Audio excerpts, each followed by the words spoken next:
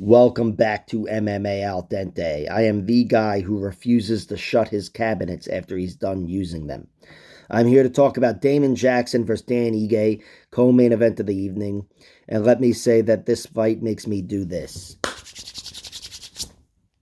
That's how fucking excited I get for this fight. Damon Jackson is one of my favorite fighters. He's got that Julian Erosa quality. You know, he's been beaten before, finished. Every time he's lost, he's been finished. But he's like the only guy that doesn't let that, discourage him. He's a gritty son of a bitch.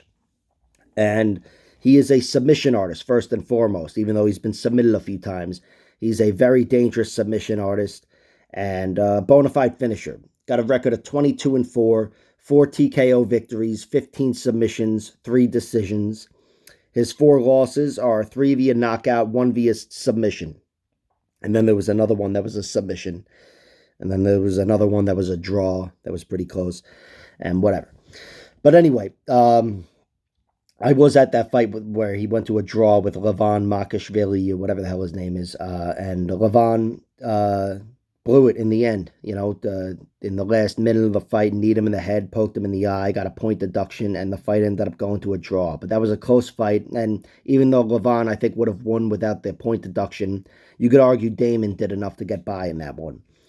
Still, his losses have been finishes. He was knocked out cold by Movlid Habulayev over in PFL. He was knocked out by Kevin Aguilar in the 3rd round of, I forget the organization. Ilya Topuria knocked him out last year, 2 years ago, whatever. That was his last loss. And his submission losses are in his first 2 UFC fights, the Yancy Medeiros and Hani Jason, which was overturned because Hani tested positive for whatever the fuck. Also, I believe as an amateur, he lost via triangle choke, for whatever that's worth. And I'm pretty sure I saw the fight, but I don't know for sure. I watched like a 14-minute video, and I still have no fucking clue if that was Damon Jackson or not. But if it was him, he lost via triangle choke. Either way, despite him being submitted multiple times, he's generally the bigger submission threat at the UFC level. He's an amazing submission artist. Really good control when he's not able to put his opponent away. We've seen him control in his last one, or not his last one, but his last decision win. He took Dan Argueta to decision. Dan Argueta is also fighting on this card, by the way. And Damon also outworked Charles Rosa. Really worked him over despite having a gigantic cut or a lot of blood from a small cut. I don't even know how big the cut was, but there was a lot of fucking blood. But Damon is an absolute savage. He's a guy who doesn't let these knockout losses discourage him. He's there to run through you, and I really like his confidence. He's got all the momentum on his side. I think he's on a 4-fight winning streak since the Topuria loss, all inside the UFC. He's beaten some really good guys, or some good guys anyway. And Dan Ige has no momentum. Dan Ige's got a record of 15-6, 4 TKO victories, 5 submissions, 6 decisions, and his 6 losses are all via decision. And a lot of them have come lately. But that's because he's just reached that top level, and at the top level, there's nothing but killers, and he had a lot of rough nights. But still, the only one that really dominated him would be Movsar Evloev, and Julio Arce to some extent. But his fights with Calvin Kattar, Josh Emmett, Korean Zombie, I thought he lost all of them, but he at least took a round from those guys. Dan Ige's always in the fight, it seems like. And his biggest win, I'd say, is over Edson Barboza, another fight that was pretty close.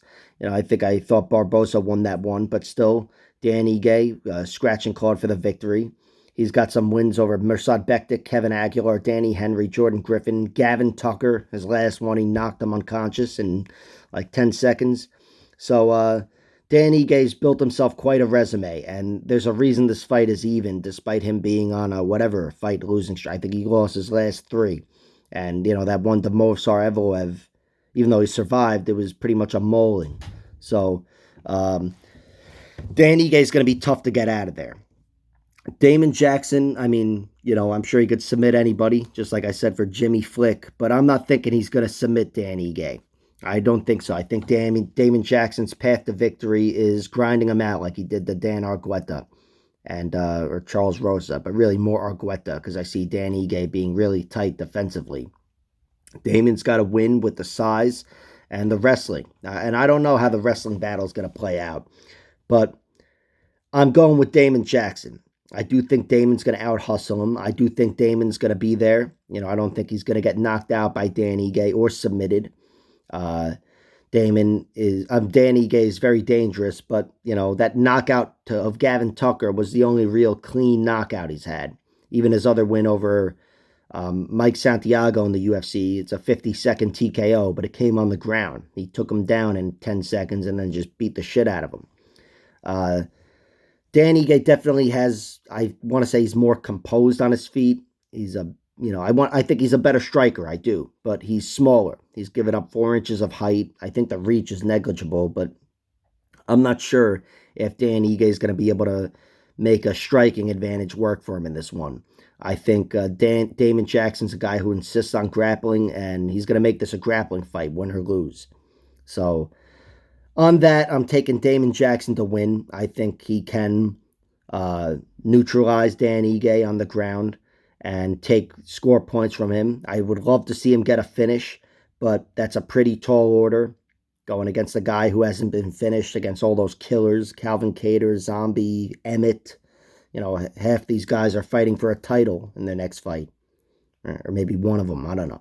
But Movsar Evloev, these fought so many good fighters, and no one's been able to take him out. So despite the offensive prowess of Damon Jackson, I'm picking him to win a decision. Damon Jackson by decision is my pick. I sprinkled something on that at plus 185, but my heart's not totally into it. I just, Dan Ige, I'm not going to let his competition fool me, or his record fool me. The competition is what's pertinent here, and he's fought nothing but killers. Damon Jackson, he's still got a lot to prove, but as of now, I wouldn't say he's better than any of the guys who have beaten Dan Ige, aside from maybe Julio Arce, but which was, I think, Ige's debut fight. So we'll see what happens, but I'm going with Damon Jackson. Even though he's the older fighter, he's got the spirit of the younger fighter. He's definitely a dog fighting his fucking heart out, and if he doesn't get finished, which I don't think Dan Ige will finish him, I expect Damon Jackson to out-hustle him and score more points along the way. Like, share, subscribe, all that horse shit, and check out my other videos.